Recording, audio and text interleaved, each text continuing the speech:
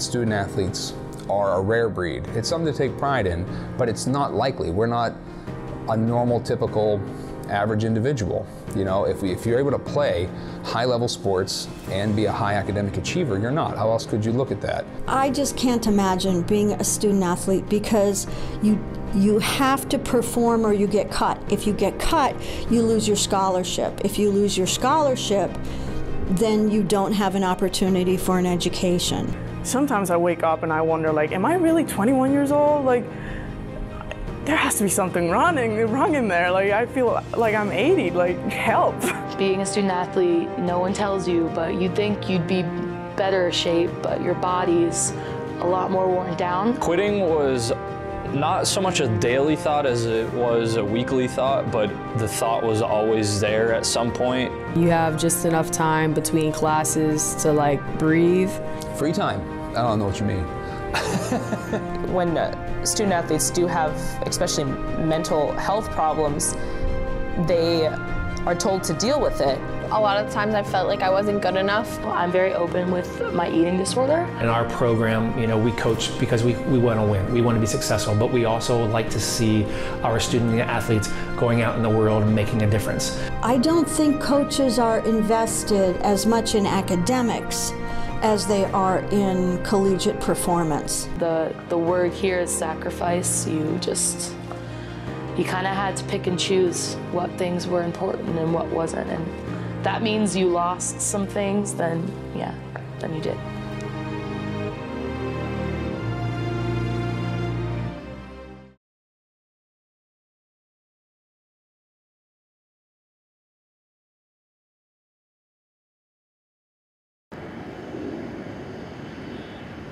Track was like a huge part of my life, so it was really important to me, and then to be able to continue it was like really exciting. Coming in as a freshman, I was very excited. I was super excited. I was definitely scared. I was really excited. I was very hesitant. I was really excited. I was very excited. I was not crazy about playing football in college. I was very excited. For me, football was a vehicle to get to play track and field. I was very excited. I was extremely excited. I wanted a scholarship, but I don't know if I wanted to be an athlete, but I knew that's how I got into my school, so I knew it was the only choice. I knew that if I played football here, that there was a better opportunity for me to get a track and field scholarship. It's kind of what every little kid wants to do when you grow up around a pool. You want to be able to swim 4 years at a D1 school. Like, that's the ultimate, like, goal. I had finally felt like I had achieved my biggest goal. My dream was to play at the collegiate level, and I just looked at it from the outside and thought it was like the most amazing thing in the world, and I worked so hard. So when I was coming in, it was just like a dream come true for me. The best way to describe my daily routine was to be used as much as 24 hours as you can. We'd be up by 4:30 and be on the water by 5:36. Wake up at 5:30, practice from 6 to 7:30. Starting with waking up, sometimes before 5:30, maybe 5:15. I would get up at 6 in the morning and go to winter conditioning for football. I wake up in the morning, I normally eat breakfast, have a protein shake, and then I'll walk over to the gym, have our first workout, and then leave, go to class. I go to class usually for like 3 or 4 hours, and then we have practice or weights. Then I'd have class all day, so class from 8 or 9 to 4. Then normally go back, get treatment in the training room, and then normally have a lifting practice. Then there's time for physical therapy and athletic treatment, as well as about an hour and a half for weights and conditioning. And then practice either 2 to 4 or 4 to 6. And then I go to night class, and that's like 6 to 8. I haven't really mentioned eating yet. You have just enough time between classes to like breathe, and then maybe eat. Like my first semester, I ate like once a day. Like it'd be like dinner, and that'd be it. I'm really glad our professors let us eat in class, or I would, honestly just forget to leave to go eat. Then go back, eat dinner, homework. Then I'd catch up on homework, and then I'd get food, in some of the breaks that were given to me, and then I go to sleep. There's not a lot of social in there, but you kind of just get it done. 10 o'clock rolls around, and when are you gonna do your work, you know? But you have to get your work done, and I was a good student, so I made that, I would eschew sleep in favor of that. Every day I go to bed wishing that I had another 10 hours to get done what I wish I could have done that day. Then I just do it all over again.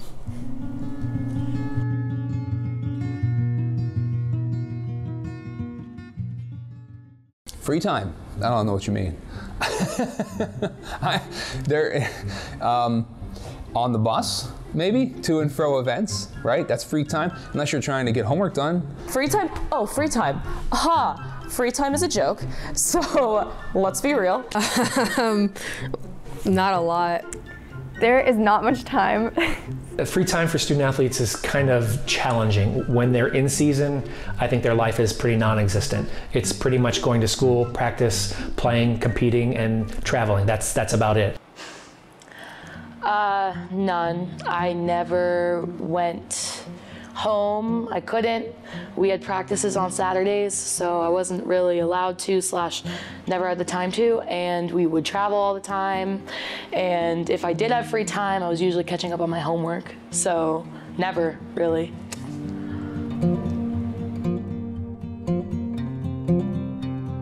You would go to bed so early because you'd have to wake up for practice, but you also had to stay up late because you had to study. After practice, so 8 p.m., you're like, you know what, I'm going back home and that's my time. Like, I don't feel like going out, I don't feel like interacting with a lot of people. I'm exhausted, I just want to eat and go to sleep. And most of the time I'm pretty tired after practice, so I'm sleeping, so that takes away from the social aspect because I'd rather just be hanging with my friends, but I'm too tired to do so. I think that the time commitment that people don't really realize that goes into it is pretty important. It makes it a lot harder to be a student. When everyone else has 10 hours to study, I got 2. When you're on a bus for 7 hours, most people would think we get to sleep on the bus, but no, we're really doing schoolwork. And then when we're in the hotel rooms, we're doing schoolwork. On the way back, we're doing schoolwork. So that's how you got to do it.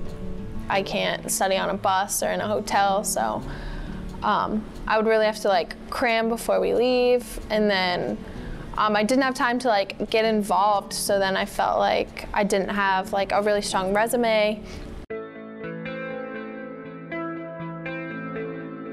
There is not a lot of time for extracurricular activities or social interactions. And when you do want to make time for those sorts of things, you generally have to sacrifice others. So I would say that the biggest thing when it comes to being a student athlete is sacrifice, because there's always something that you need to be doing. No matter what time of day it is, there's always something you need to do, and you have to choose what you're going to sacrifice. I probably won't get the opportunities to do research for biology in my undergrad just because it's too much time with practice and classes. I won't be able to do research. And then I've noticed I haven't been as social lately, so it's hard to find time to like make time for my other friends outside of the team. The time demands on athletes is quite a bit more than for the average student. When students are away for a university-sanctioned event like a sports meet, they have an advanced approval. And so I kind of know that's coming, and that's good as long as they can keep up when they get back. Being an athlete, especially on sports that have to travel a lot, I'd say you miss a lot of school. I knew that coming in as a freshman, although I didn't know how much I would miss and how crucial those classes that I am here for would be. There may be classes that only meet twice a week, and there are times when maybe a team is traveling on a lot of Thursdays, and so they miss a Thursday class quite a bit throughout the semester. I think as long as the communication and the dialogue is open between the student athlete and the professor, I think everyone is really good at working together to make sure that that student athlete succeeds. There's weeks where you miss at least 2 days, and I mean, even though most of professors want to be supportive and help you out, give you notes. It's hard not being in class and listening, especially I'm a person who learns by listening, so I'm not going to read a full-on text of what you said and get the same information as if I was there. We miss almost every Thursday, Friday. Can't go. I was just at a tournament for 5 days and I missed 2 exams, a quiz, and I have to make all that up. I know we're going to miss a whole entire week of school for our first 2 games, and that's just going to be really hard to come back from, because missing a class in college is like missing a whole month. I don't know how they do it. It's not easy. It's not easy. So when I was a freshman, I could care less if I missed a class. I figured I'm smart enough, I'll get through. I don't really care if I miss. And even when I didn't have to be traveling, if I missed a class, I wouldn't really mind. It was almost, it just didn't really matter to me. And then I realized when I became a sophomore, junior, and especially as a senior, when I miss a class, I am very stressed. I feel like there's so much content I've missed. And it's really hard, especially in finance, it's really hard to get back what you've missed. It takes generally students a couple of years being a student athlete for them to come to an understanding of how much you actually have to work in academics rather than in the sport. I have found student athletes to be, by and large, very hardworking people. And frankly, I sometimes wonder how the ones that are successful in class do it, because it's an amazing demand. To be a student athlete, I think it really takes a lot of commitment, not only to your sport, but also to academics. When we recruit student athletes, we want to make sure that their priority is as high for academics as it is for athletics. They expect excellence, of course. You know, they're giving you a scholarship, and they expect you to do good in class, because if you're not doing good in class, you're not going to be eligible. But they also expect you to give 100% on the field, either if it's practice or a game. So it's giving 100% all day, you know, which is like sometimes humanly impossible. Giving 100% on the basketball court or in academics, it seems like there's never enough time, and in both of those, there's never enough you can learn, or we're never skilled enough, right? So in both of those, it's always something that it's not like you're going to reach. The biggest thing that we try and stress is that every player is different.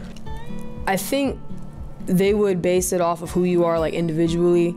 So, you know, maybe cheating, success, is again having a 3.0, or maybe it's having a 4.0. But when kids are struggling to maintain that 2.0 grade point average and to stay eligible, we bring other people involved. We have our own academic group that helps us, and they're really helpful. They really try to help us succeed. We have the advisors. I have my tutors that help you get caught up and stuff, and then a few people, like different student athletes, were in the same classes, so we can kind of help each other out when it comes to who's missing something or stuff like that.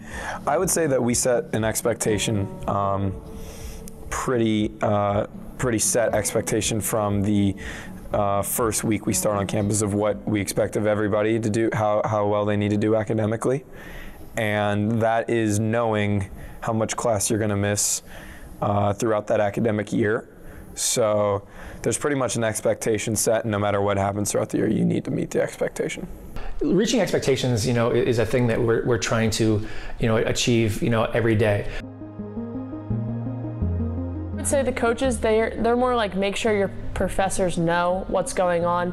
I wouldn't say they expect you to get 100%, but obviously, like, as a team, like, your coaches always want your team to be like very good when it comes to like GPAs and everything. So I mean, they expect us to do well, but they don't over expect us to do well. They want me to focus on basketball just because I'm part of the team. Like, it's one of the main reasons I'm here, other than academics, but I feel like they want me to focus on basketball.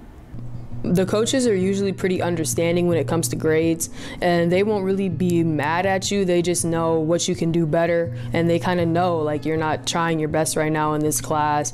In the last 10 to 15 years, yeah, I think there's really attempts being made by athletic departments to understand that if they're going to be called and used as unpaid labor, then they need to concentrate primarily on the academic end. Okay? Now, if we do the fair thing and pay the students, then it's a different ballgame.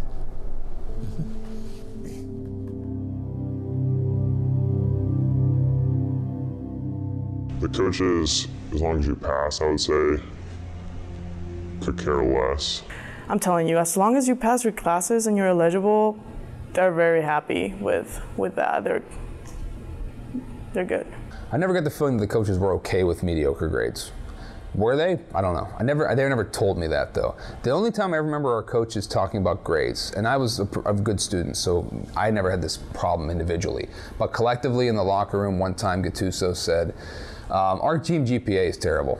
Even the wrestling guys, for God's sake, are better than us, which we took as like, how can the wrestling guys even have a better GPA than us? In college athletics, some coaches do put athletics over academics. I think that's wrong. If you look at all of the sports that are played at the collegiate level and you take the percentages of people that end up going professional in their sport, it's so small that I think coaches need to understand that people are here to get a degree. If you're like a star player, they kind of just want you to pass. And we could have a team GPA 2-1, but if we win 30 games, they're not going to care. You are called a student athlete because it's more important than athlete, but it's just technically just because athlete student doesn't sound right, you know? They think that you really should be like an athlete student instead of a student athlete. When I was in the pool, it was athlete student. When you're outside the pool, that's when you can be a student athlete.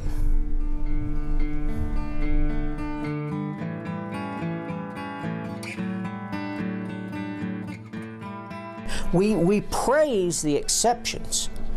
You know, the coaches who do insist on a certain level of grades from the players. They're exceptions. That's why we praise them, because that's not common. All right? Most coaches, as long as you stay eligible, that's fine. I mean, I hate to say that, it sounds cynical.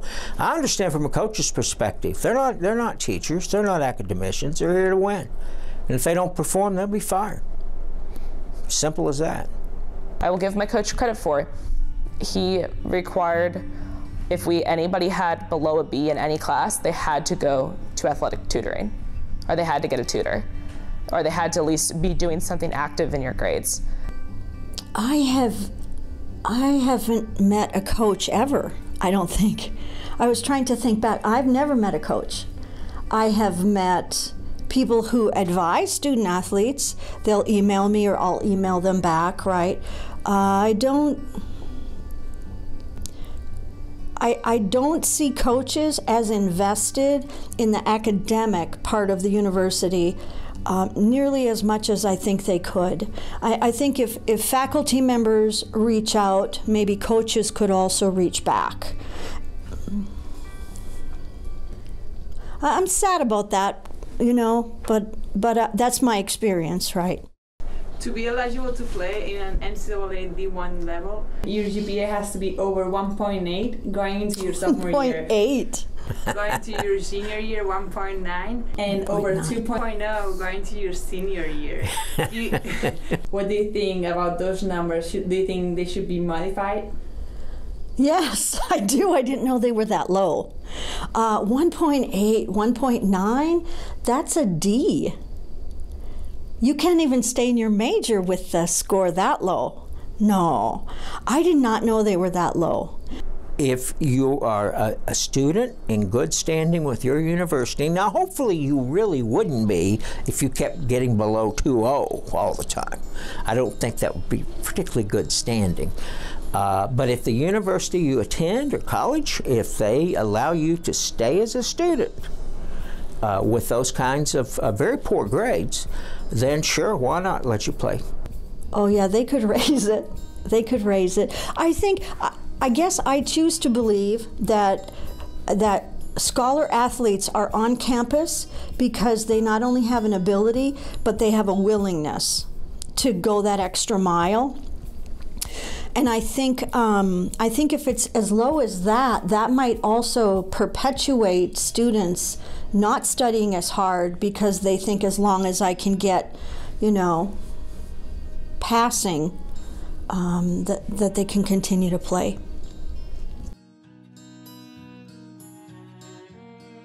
It consumes you. I'm exhausted. Yeah, I lost a lot of sleep, so I would study nonstop, live in office hours, have to teach myself. I was able to recover whenever the season slowed down, and still ended up with a good grade, but that was like an extremely exhausting time. You probably run on like 3 hours of sleep for a stretch every night. Pretty much every time I have student athletes in class, more than one, there's one of them that will be more distracted or asleep. So they put their hood up, they sit in the back, they put their hood up, they lean against the wall. I think they get really comfortable. And then, you know, if we're doing some kind of a group activity or something, they just disengage themselves. So that's about the time I walk over and see how things are going, you know. And, oh yeah, I'm Dr. Ernsten, I'm working, yeah. And they know that I've caught them, and I know that I've caught them. That's enough. Just to kind of say, you know, this is important. I just kind of did my best to do what I could. Lots of sacrifice, though. Oh my gosh, they work hard. They work very hard. Now that doesn't excuse them from doing their academic work, but they work hard. When you have to go to class afterwards, you're sitting there in class, or you just want to go to bed, but you have to power through the day. You have a test at like 11 a.m., you're like up at 7 to lift, and then you're exhausted by the time you get to class. I had a student once, I didn't know if I should try to wake him up or not though, because some people when they wake up, you know, and I thought, oh, I don't want to get, so I left him sleep. And the class had all dismissed and he was just sleeping. I shut the light on and closed the door. I didn't know what to do. You know, but it's because he was physically exhausted. They claim it's a 20-hour work week, but it's more than that. I just can't imagine being a student athlete because you have to perform or you get cut. If you get cut, you lose your scholarship. If you lose your scholarship, then you don't have an opportunity for an education. I'm being invested in by the coaches. They put an investment in me and they want to make sure their investment pays off. And the way their investment pays off is by making money and winning games. So they make money for the school by winning games. And if you're not doing that by winning games, then, I mean, you're just not a good investment. So if you're a good student but you're not winning games, you'll be gone. Their job relies on, you know, how well we do. So I can understand why they prioritize basketball, but they also know how much those type of things can affect our basketball anyways. The reality of a college athlete, if you're a Division I sport, is that you're on a one-year scholarship renewal. And if they think there's going to be another player coming in, they'll kick you out. So, I mean, it does put the pressure on the kids that, like, hey, if you're not performing, you're gone, so you better put time in the gym. So, I don't know. You got to pick. Are you going to be... Do you want to stay on scholarship or do you want to be a good student? I think they are, for the most part, like fairly supportive of our academics, but at the end of the day, it's their job, like coaching us. That's how they feed their families. So I understand where they're coming from as well, but I just don't think they fully understand the extent to like the amount of stress and pressure that some of us are under and how much time we do and don't have. Last semester I had a couple of athletes in one of my class and they were late. And they would kind of give a general excuse, you know.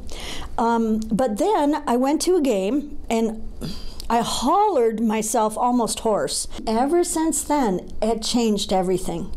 I think it was a way of recognizing for them that, you know, she's more than just in a class. You know, she understands what I'm trying to do. She understands how much work it is and how many hours I have to work.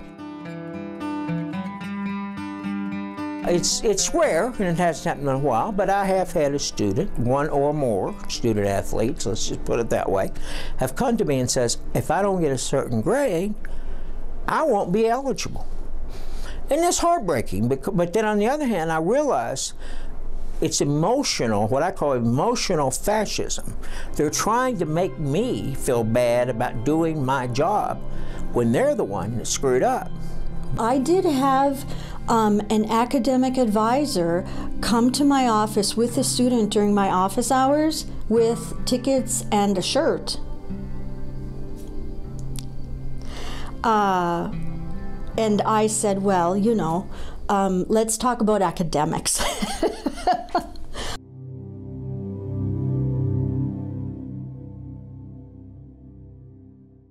Coming in as freshmen, it's a whole different world, right? So they're away from home. Generally, they've relocated to a different state. They're playing at a really highly competitive level where everyone is as good as them, if not better. And they have to keep up with that. And they also have, you know, these classes. So if they've got 18 credits, they've got 6 classes, they've got night class, day class, they're working in, when am I going to eat? Because I've got practice here, I've got practice there, now I have to go lift. The bus leaves at this time, now we have to watch film, and okay, I can't do office hours because I have a film, I have to watch film with my coach. When you take these great students and you see their grades all of a sudden start tanking, you need to definitely look into it. If someone doesn't reach out, they can, you know, feel pretty desperate for help. I think mental health is a really big issue that are facing a lot of student athletes, you know, in this generation. I think it is very important. I think if you look at any team, you'll have at least 1 or 2 players on every team that face those issues. So where that comes from, where that stems from, we don't know. But what we try and do is help diagnose that problem that they're having, whether it's playing anxiety, you know, or depression because they're not playing as well as they should be.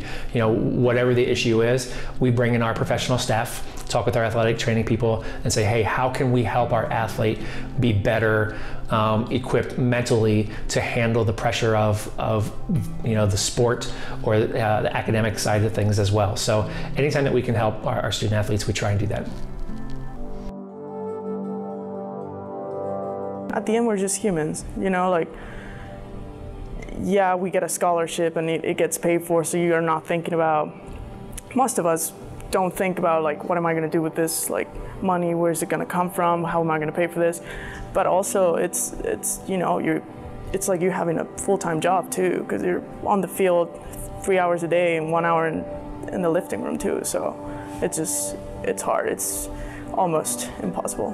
When student athletes do have, especially mental health problems, they are told to deal with it, but then there's not as much follow-up and there's not considerations for maybe a part of the anxiety, the stress, the depression is coming from one of the other pillars, i.e. usually athletics, that is beating them down physically, emotionally, telling them they're not good enough, telling them they need to do better. Okay, you might be talking about them as an athlete, but how is an 18, 19, 20, 21, 22, male, female, doesn't matter. You hear that enough, and that's so detrimental to someone who's still growing as a human. You can't expect everything you say to stay in one aspect. That's just not possible or healthy. A lot of times I felt like I wasn't good enough to like be in these races, and if I like didn't have a good race, like that was really hard. I feel like especially the coaches that I had, they were very careful in what they said. I had a male coach and he was coaching an all-woman athlete. He was very respectable for the most part. I think all the things that were hurtful for me were truth. So that I was, you know, not being reliable, that I couldn't, that he knew I was going to fail and I wasn't going to follow through. whenever I came in and was struggling and going through stuff, they would just be like, what is wrong with you? Why are you not performing? Why are you being the way that you're being? Without even coming and being like, is everything okay? But once I did open up to them a little more, they were a little bit more understanding, and to see that they wanted to help was like all the difference. But I know not a lot of coaches, or not every coach is like that, so I was lucky. My coaches never really asked if we were okay, and like if you didn't do well in a workout and they were like, well, what's wrong with you? And you said like, oh, I'm dealing with something, they would be like, well, like, don't bring it to practice type of thing. Some things are bigger than your sport. I mean, there can be something really personal going on, and we're humans. We have emotions, so it affects us. You just can't live your feelings on the side. I always got the saying, leave your emotions at the door. And it was always really, really hard too, because if you had a big test that day and you didn't get enough time to study, you were thinking about passing that test and you were like, well, I'm an athlete, but I'm a student first. And they're very contradicting. They'll say that, student first, then athlete, but then they expect you to just be an athlete when you're there. My coach was like, punch the wall. And we were losing, I think it was like 2-0. And again, in conference, and like punch the wall, and then our head coach was just like, I don't know what else to do with you guys. Like, I feed you well, I give you uniforms, and we still lose. Like, that's the, the formula to success. Like, what do you mean, like? So in my experience, and I'm working mostly with people who are struggling a little bit with their mental health, I've had a lot of feedback that the coaches are not taking the mental health seriously as much as the athletes. Definitely anxiety. I remember in my sophomore year, our coaches would text us at about 11 p.m. the one night and say, you have to wake up for 6 a.m. practice, whenever practice was originally supposed to be at maybe 11 a.m. or noon. So going to bed thinking that you're going to sleep, and you wake up to practice, a message to practice is right now. Waking up in the middle of the night thinking I missed practice, and then being tired the rest of the day, I got anxiety because of that. I feel like it just became like too much at that point. Like, you got, anxiety went up, extreme stress over everything you had going on. You're exhausted.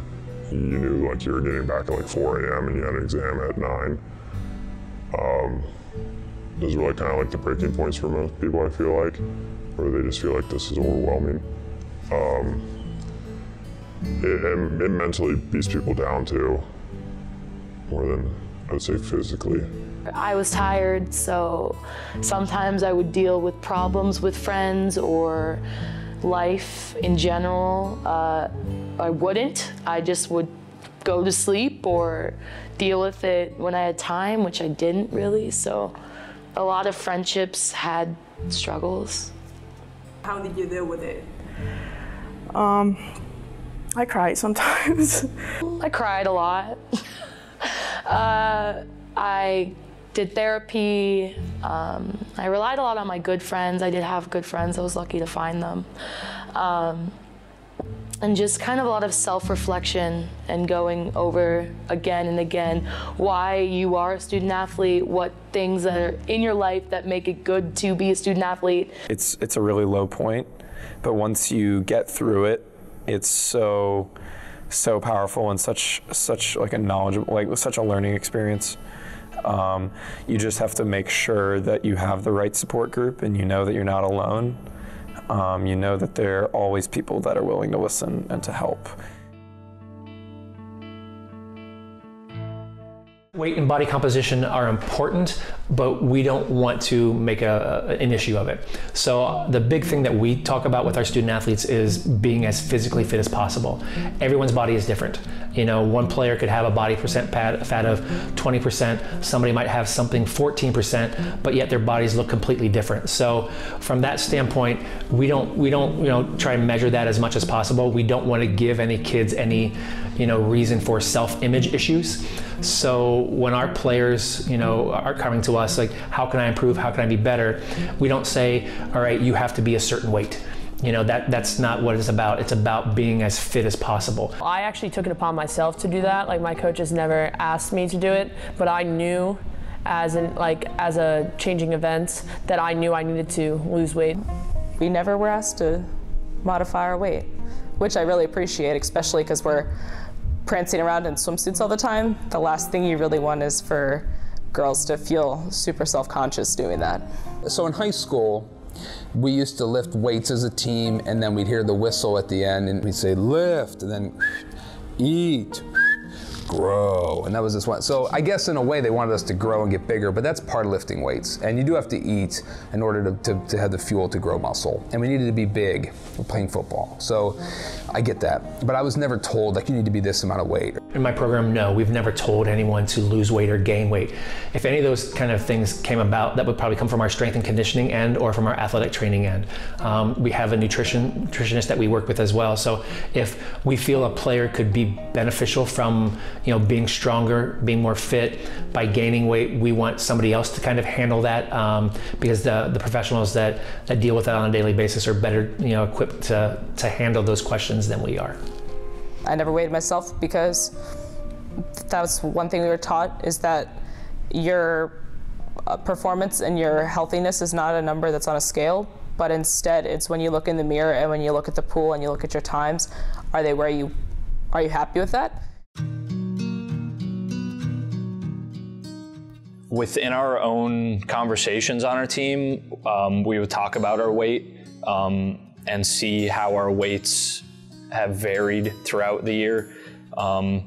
If someone was a little overweight, we'd joke and call them like fat or something, but we would all try and keep our weights at what we felt was a good weight to compete at. Body image concerns from being weighed, from coaches saying you've got to be at a particular weight, and then sometimes with kind of a comparison. I would weigh myself probably 3 to 4 times a week before lifting, after runs, just to see, if I was eating too much or not enough, if I was getting the right nutrition. I weigh myself in maybe twice a week. I weigh myself every day. And even if there's no change, I still weigh myself every day. 3 or 4 or 5 times a week. It was a minimum of 3. It was like the minimum. We get weighed in 2 or 3 times a week. After every 2K test we got weighed. So how they'd rank us was based off of performance. And then they would put your weight in there, and then they would balance it, and then that would kick, if you were heavier, that would kick your weight down. So for example, I was top 3 performance when it came to testing, but I was always listed like 7th or 8th or even 10th because I got heavier by muscle gain, not even weight gain. Like my sophomore year, and that was always super discouraging because I was beating everybody and I still was being pushed down the line, and I wouldn't get in the boat that I wanted to get into. So, but that's, again, it is what it is, and I always try to do the best I could in whatever situation I was put into and not bitch, because that was being a team player.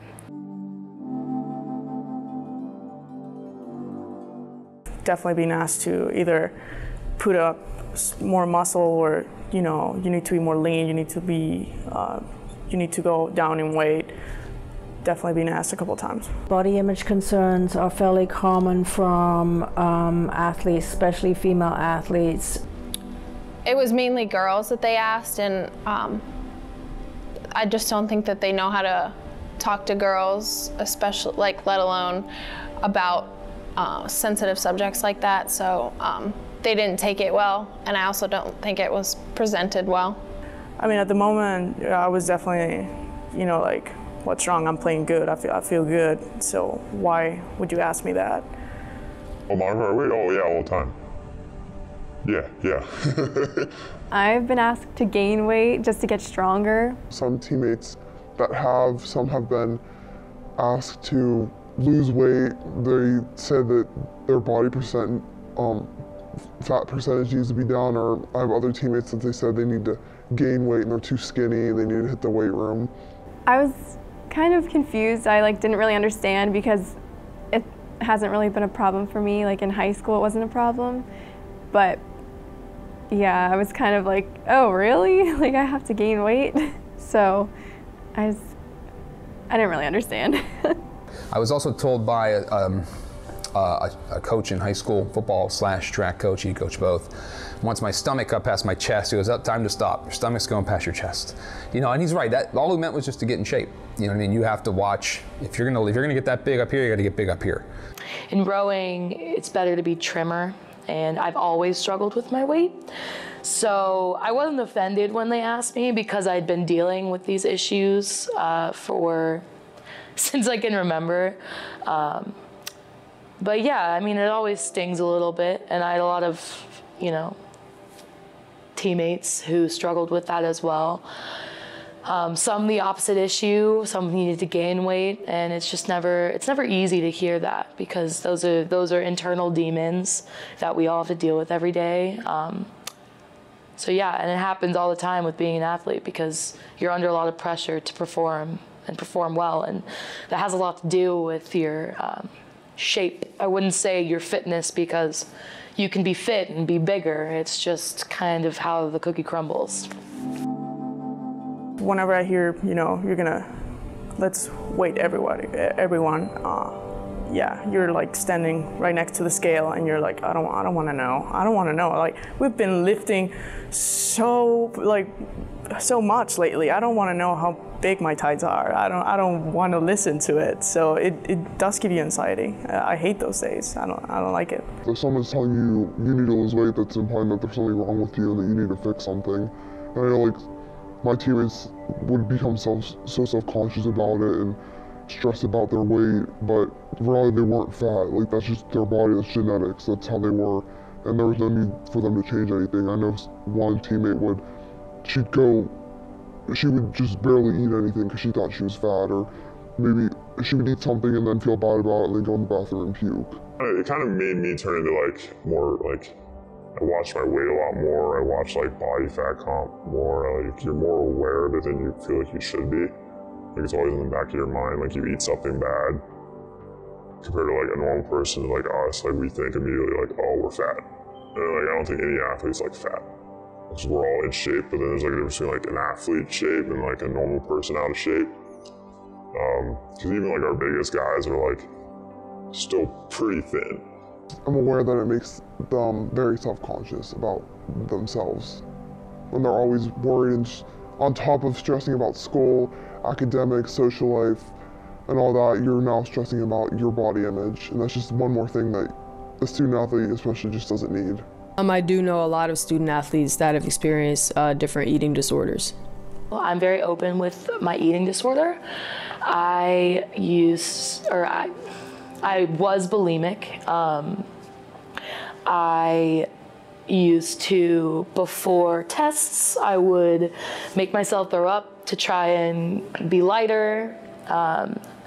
And it wasn't even pressure that coaches put on me. I feel like they tried to be as kind as possible, but, you know, there's always that aspect of, you know, wanting to be the best performer yourself. And the fact that I knew that my tests would be altered by my weight, it added this extra pressure that I didn't want to have to deal with, but I had to deal with. We used to have guys running in trash bags at 4 in the morning to lose weight, water weight.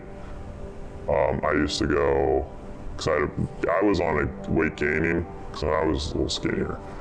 And I would chug water before I would go up there to gain weight, so I would make it so I didn't have to go eat more food. I kind of learned how to lose, like I could lose 10 pounds in a week, or I can gain 10 pounds in a week. I kind of learned how to do that. I'm able to, like, we all like kind of learn how to starve yourself. So like we would have guys who wouldn't eat for days just because they had to make weight.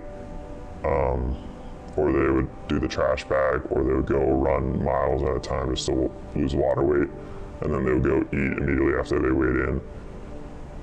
What's that about the trash bag? What is that? It would make you sweat more. You just put on a trash bag, it'll get you hotter, so you lose more water weight for the time. I mean, it's just a short-term fix because water weight you just gain right back.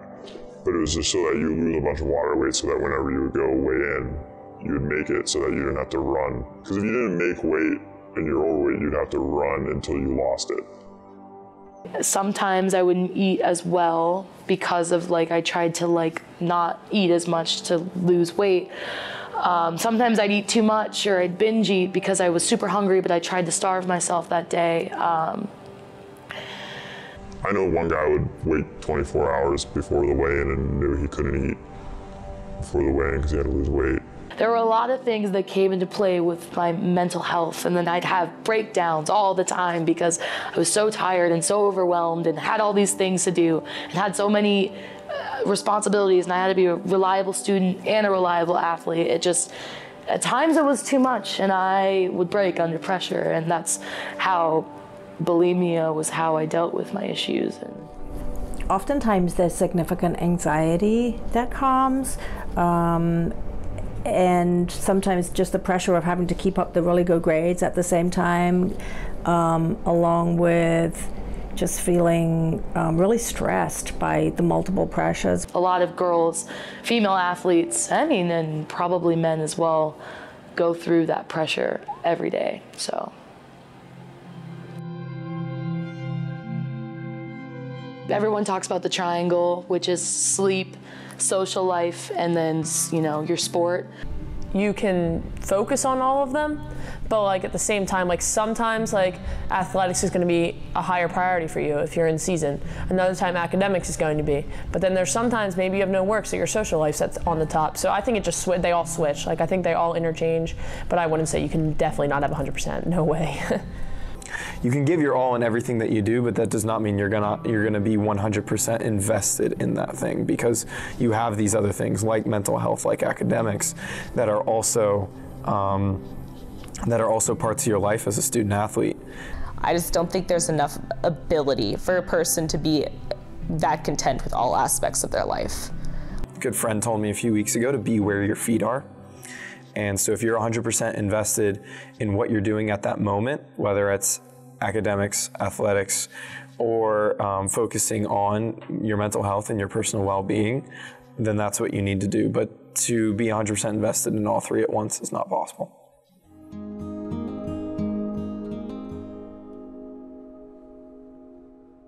Quitting was not so much a daily thought as it was a weekly thought, but the thought was always there at some point. I thought about quitting a lot, actually. Every single day. Oh yeah, I think every student athlete has thought about quitting at least once. All the time. I mean, my friends, I would be in bed for practice because I'd have to be up at 4:30, and I'd feel like I'd be missing out, hearing them laughing in the dorms, and missing all the weekends I was away, you know.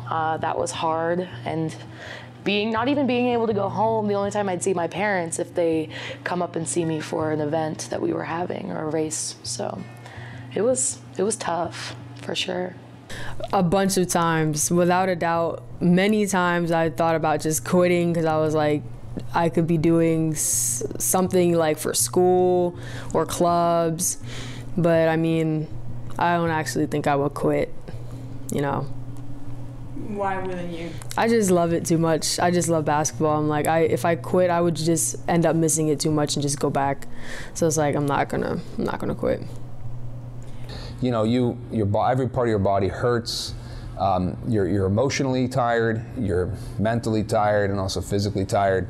And I wouldn't trade any of those experiences, don't get me wrong, because it made me who I am. But obviously, you feel like you want to quit sometime. I've thought about it, but I know that I never would, because that's just not in me to do it. And I know I'd never forgive myself for quitting, and I probably regret it, even though sometimes I really hate it. Of course I thought about quitting. Lots of people think about quitting. I'm glad I didn't. When you get through that phase and you realize that you can do better and you don't have to quit in order to have a better life, and you can succeed in your sport, no matter what that measure of success has to be, I think those are the most rewarding experiences, and you learn the most from when you come from those really low points of wanting to quit and being able to rise above it. I think you learn the most. I actually never have thought about quitting. I have too much heart and desire when it comes to the sport that I couldn't let myself quit, because I feel like I'd be quitting for the wrong reasons. And I think I've been doing track since kindergarten, so it's one of those things I want to go for as long as I can. So this being senior year is bittersweet.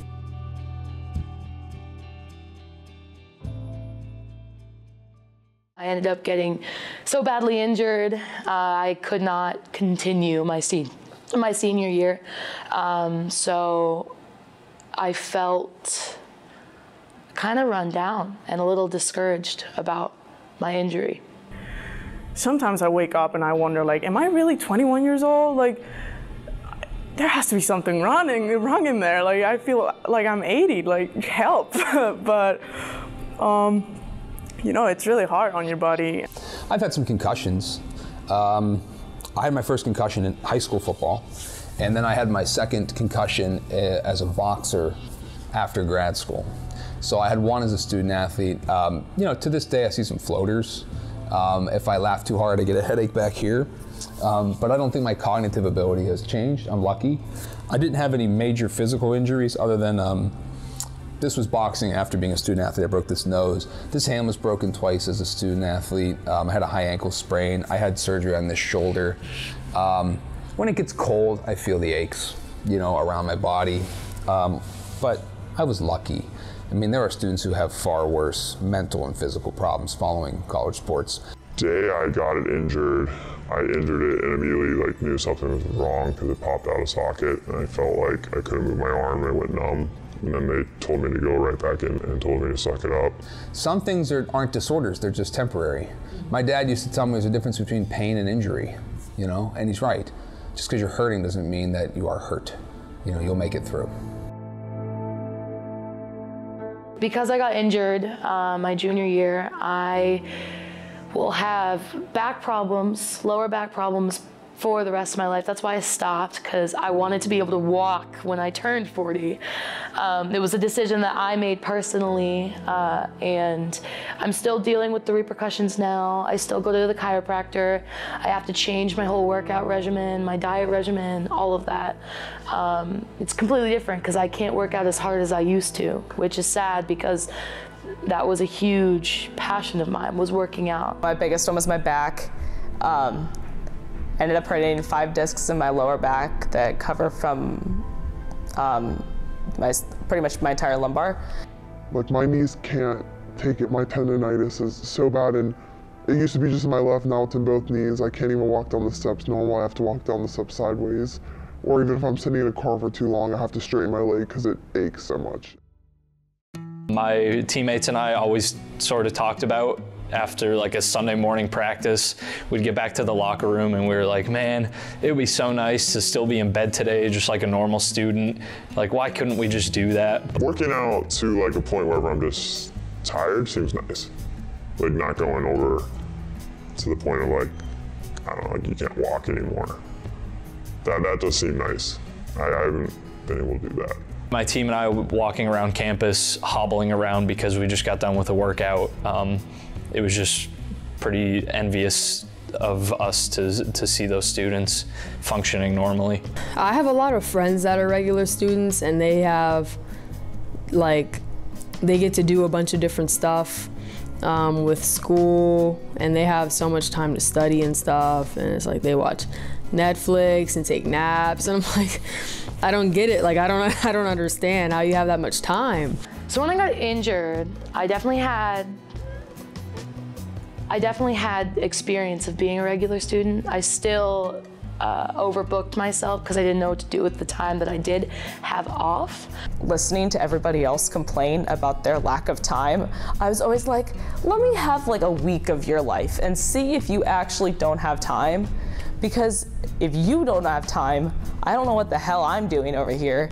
Do I have time? Probably not. When I was finally not a student athlete, I became a teaching assistant, so I had a part-time job in addition to being a full-time student. That was easy. I mean, you know, nothing against people who are working while they're going to school. I mean, especially if it's a full-time job. I'm not going to say that things are hard for different reasons, but you know, not having to worry 24/7 about just what you're eating, how you're working out, how it affects your body. Everyone should be worried about that, but that intensity level ratchets up when you're worried about your body for the purposes of competition. And so it was a relief. It's hard. You go through a lot and there's emotions and you're tired. I mean, I remember being a zombie at like 5 o'clock when everybody's just revving to go for their day, and I just was over, and I just wanted to feel like a normal person every once in a while, and your body's sore, and you when you don't even want to work out, you have to. There's just so many things, so many obstacles that you constantly have to face every day because you're a student athlete. You do it for the team, so. When I hear get on the line, it gives me chills. I was just depressed, right?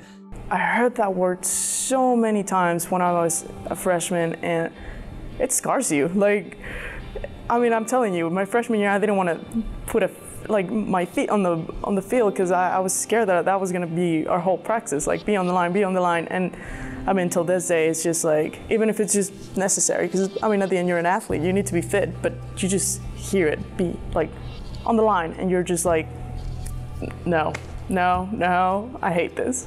On the line, and we're like, oh, come on, can I swear on this? Like, oh, shit, you know, like, what did we do? You're sad because you're gonna have to run a lot, or you're angry because someone got you to the point to piss off the coach enough that you have to run. So yeah, it's an awful statement to hear. Even today, I feel like even now, even if when I'm done running, if someone says on the line, I'm gonna be like, hear that and be like, oh. It means you're gonna run till one of your lungs explodes, or it means you're about to have the worst 15 to 40 minutes of your life. So, how do I feel about that? Yeah, that's an awful thing to hear. This is immediately either anger or sad because you know you're about to run for something awful amount of time for a while. Definitely a feeling of dread, just because I know that we're gonna run and I'm not sure how much we're going to run. Pure anxiety because I know we're about to run and feel exhausted and my body's about to feel like crap. It's traumatizing. It fills me with so much anxiety. I'm like, what happened? What did we do? Especially when it's my fault, I'm like, this is on me. Like, this is horrible. I hate it. So if coach is like, okay, so no breathing off the walls, and we're doing like 10 100s or whatever. Okay, so we got to like number 7, and someone breathes off the wall. Oh, everyone stop. You, says name of whoever did it, breathed off the wall. We're starting over. And then everyone looks at that person and goes, I hate you right now.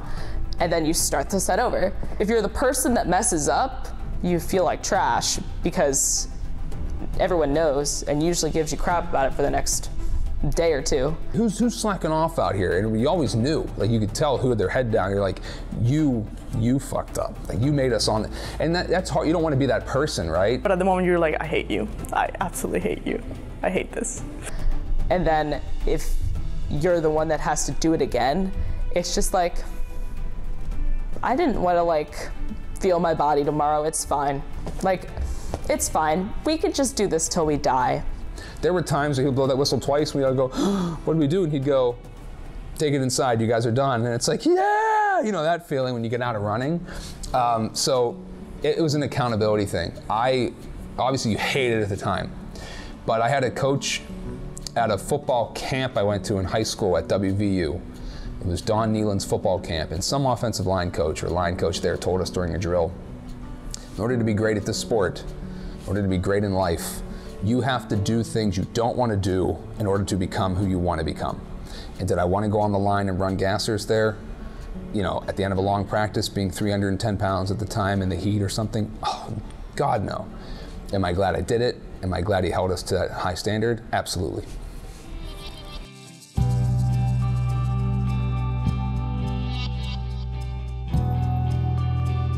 As a freshman, it was kind of odd to see like a coach flip out at an athlete. It's a tough business. Like, they get put in this situation where they're in charge of this big program that's worth millions of dollars, and then they have to find a way to get a bunch of 18-year-olds to win games. So for themselves, I can see why it would make them lose their minds a bit. You're soft, you're fucking soft all the time. You're soft, you're fucking soft. They say that all the time. You're soft, you suck, you're not trying hard enough. You're not good enough. You're ungrateful, and you don't care enough. I don't understand why you're on scholarship. If you're not gonna be here, then get the fuck out. Our coaches have called people like fat, or like just pretty much like body shaming them. And you fat fuck, you fat piece of shit. You're a fat fuck you fat fuck. Like they've made pretty like inappropriate comments when it comes to people being like attractive, that shouldn't be like, it shouldn't be in a player-coach relationship type thing. They went around in a circle and just would point at us and say, fuck you, fuck you, fuck you, fuck you.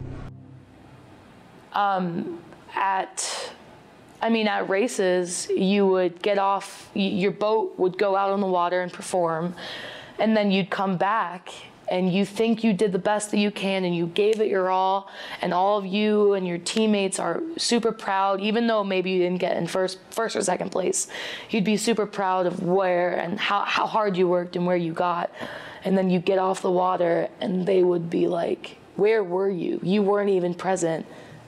That was horrible rowing. You weren't working as hard, you weren't pushing as hard. And they didn't even know what you actually did and how. And I would be so discouraged, not by the way we performed, but by what they said. Like, they weren't proud of me. They weren't proud of what we did when we gave it our all, or at least we thought we did. And that was, I remember one race in particular, I literally cried after the fact that they talked to us, not beforehand, thought we did really well, and then they came in and they just destroyed everybody, just shit on everybody's confidence. And it was, I remember crying in my parents' arms being like, what do they want us to do? Like, what more could we have done? We lost, so what? We did it as a team. Like, it's just, those are the things that always frustrated me as a teammate with my coaches. When I first got injured, he would like ignore me, and then he would be like, oh, like, can you run yet? Can you run yet? Can you run yet? And that was all he would really say to me. And the second time I got injured, he just stopped talking to me. I felt like it was like I was there as an employee almost, like not an athlete. Like, I came to do a job and they didn't care about like how I felt or like how I was doing in school. They never asked about that. Like, I just felt like they only cared about me when I was running. I would not continue being an athlete for an extra 4 years. Absolutely not. No way you couldn't pay me double what I got in scholarship. I'm done. Done. Another 4 years? Oh, I don't know if I can do another 4. It's been awesome, but I don't know if I could do another. Oh no, I wouldn't be an athlete again. Hell no, I couldn't do it. 4 years that's more than enough. I don't think I can do it after that. No, but I am fulfilled after four years, so I'm good as of right now. I would never do it again. Yeah, but I probably would have, I was done playing football. But if I had 4 more years to commit to track, oh yeah. I wouldn't do it. I can't do both for that much time. It's just 4 years for me, it's good. I have my degree, I have my experience as an athlete. Now it's one or another. Like, am I gonna still be in school, or am I gonna continue being an athlete, but I can't do both? I would without a doubt want to be another athlete for 4 years, but the student part, I don't think I would, because it's just a big toll on your body. I know I'm only a freshman and a couple months in, but I can tell it's taking a toll on some of the older girls, and I'm already tired, and it's only been a few months. I don't know. I might have to say no on being for another 4 years. It's a long time. No. One, I think my body would give out on me. Two, my mental capacity for that is just not there anymore. Like, especially now that I've had that like taste of like the other side. No. Hard pass. I could never do 4 more years of that. I could not be done with swimming at 25. No, 21 is good. 21 was a good cutoff. That's a tough question. I think it would depend on my body, because like if my body was breaking, I don't think I could go through it. But like, I wouldn't say I would want to add on another 4, but if I could go back and start over again, like as a freshman, then I would definitely do it again. 4, I don't know if I could do another 4. Honestly, yeah, no, I would. I would consider being a student athlete for another 4 years, because now as a senior, I'm starting to look back and remember all of the good times that I had the last few years, and I know that there was a lot of trials and everything was really tough. But this is just an experience like no other. And if I had to do it again, I would. I like knew where the question was going there, and I don't think, no, I couldn't, I wouldn't do it. I think that the lessons that were learned were good ones, but I'm also moving on. The lessons that I've learned were ones that I learned, and it's helped me to grow and moving on to the next step of my life. So I think I'm good. I think I'm done. You just get exhausted. It's been a lot. I mean, you've been told what to do every day of your life since freshman year. You've been told the time to show up. You've been told to go to these random meetings. You just kind of you're ready to, I don't know, have like freedom. You just get ready to be done.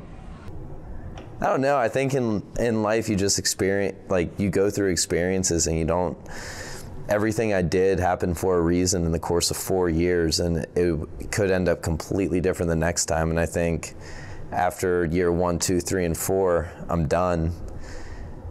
I like the way it turned out, but I'm definitely emotionally, physically to the point where that's it for me. Looking back at what I know now and seeing how much more my time could be used, I could have been an even better track and field athlete. I could have committed myself even harder than I did. It's the hardest thing I've ever done in my life is raise children. The least amount of sleep I've ever gotten in my life is actually raising children. So combined with my wife and I both working full time, this is the most challenging thing.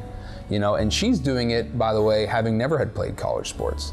I think it helps her that her husband did, and I can sort of like, I'm sort of a taskmaster. We balance each other out in that way. I think she definitely sees the value and how regimented I am about things. Like, we gotta get the kids to bed, gotta get them showered, we have to get some sleep too. And I'm very on the ball with that sort of thing. So I think that helps her. Maybe she wouldn't be able to do it all without me, But this is definitely the hardest thing either of us have ever done. And I think we owe a lot of that to my college experience.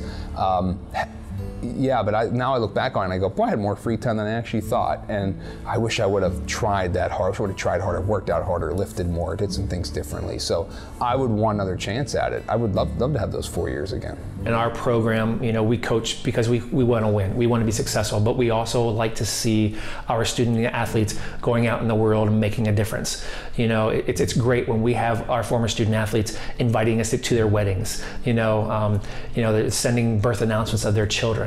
children, so we feel that maybe we've touched their life a little bit. So we encourage them as they move forward in their life, no matter what they're doing, whether they're a teacher or they're a doctor or they're a pharmacist, to try and reach out and touch somebody's life a little bit to make that better as well.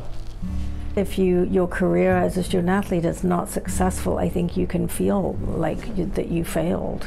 Injury, you can feel, again, that comparison with other people. I didn't do well, I wasn't the best I could be. All the messages that come from the coaches of, you have to be mentally tough to do this, and you don't feel that you're mentally tough enough, and I think that can have a negative impact.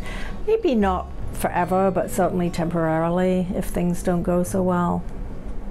I traveled to Europe and we did a lot of walking, and halfway through my trip to Europe I got so upset because I couldn't even walk well that I just laid down on the floor and just was like, I have these back problems for the rest of my life. Like, this is something I will always have to deal with now. And I mean, it was because of rowing, and it just kind of like really frustrated me because I sacrificed a lot to be a rower, and I just felt like I was just really frustrated with the results that I have at the end. I didn't even get to finish my senior year, and I was always really hard on myself for that. But your body is your body, and you have to take care of it in the state that it is now moving forward, because the damage is already done. So it's really frustrating, but it always reminds me that I have to take care of me too. If the career as a student athlete is successful, it can be really positive afterwards, actually. It's about a feeling of accomplishment, that they feel really that they accomplish so much, and feeling good about themselves and having a really good self-esteem, feeling healthy, feeling that they worked as part of a team, just feeling that they were successful in their college career, feeling good about themselves, feeling accomplished is the word I think that I would use. Student athletes are a rare breed. It's something to take pride in, but it's not likely. We're not a normal, typical, average individual. If you're able to play high-level sports and be a high academic achiever, you're not. How else could you look at that? So it's definitely a vote of confidence on yourself. I walk around taller because I did those things. I was lucky enough to have a coaching staff that stuck with me rather than giving up on me, and because of them I am a more disciplined, better friend, co-worker, person.